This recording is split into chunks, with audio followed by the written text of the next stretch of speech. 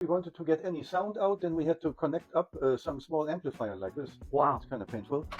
And then here's basically now the actual Space Invader. Wow. 1977? Yeah. Well, this one came out a bit later, probably 1979. Oh, And the so state then- of the art. And then you have basically, you can see it's not real graphics, but it's kind of these boxy characters that are on a keyboard, right? Wow. So it's not a real thing. And so there it goes now. Let's see, can we press any key to start? All right, here we go. Oh, that didn't do much. That's very interesting. Ah. Oh, there we go. Ah. Now we have to figure out what How to shoot. Oh. Well, it even has sound. That's interesting. Oh. Shooting down here. That's gotta hurt. Ooh. Well, you'll save the world next time. Yeah, that is true. You cannot save the world if you don't know what keys to press.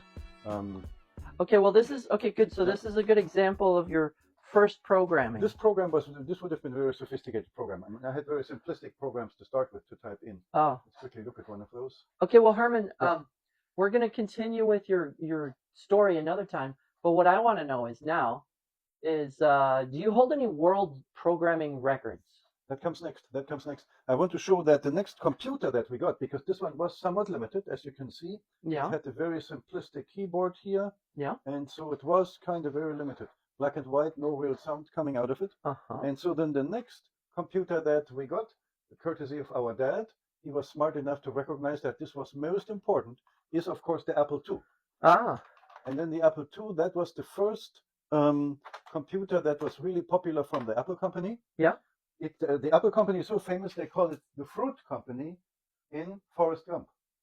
Forrest Gump invested in the Fruit Company. Yeah. And so anyway, that was a successful move. Here's how the Apple II looks like. This is the actual computer. Yeah. But Mom thought this is the computer because that shows the information. And I remember this very well. This and machine. she said, "Oh yeah, so to turn on the computer, right? This is just the keyboard."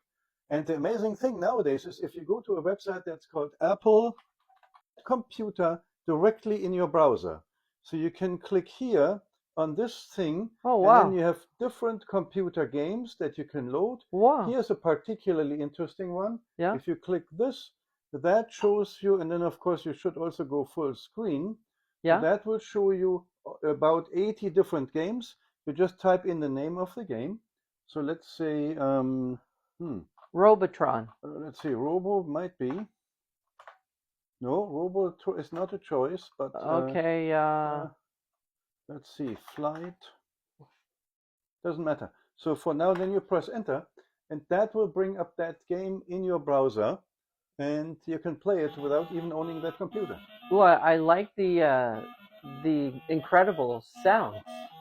It has sound, yeah. Look at there, man, and you didn't even need to wire up that crazy contraption, right? Oh wow! Okay. There you go.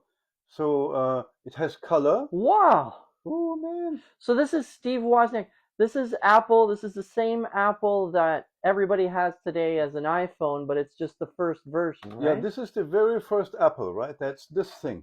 This is the Apple, and if you go to this crazy website, Apple II TS, TS means TypeScript is basically a browser language. Yeah. So basically they programmed this in the language of the Chrome browser, and so people can run it on their computer. Runs on a Mac or on a Windows computer, probably even on a smartphone.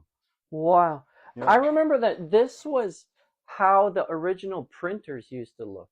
Right, yes, yeah. So that's actually, they had the green line and they were like on this thing and it just printed letters, right? True, yeah. Wow. Okay, good. So that's the Apple II. We'll learn more. So now Yeah. we're going to do another segment.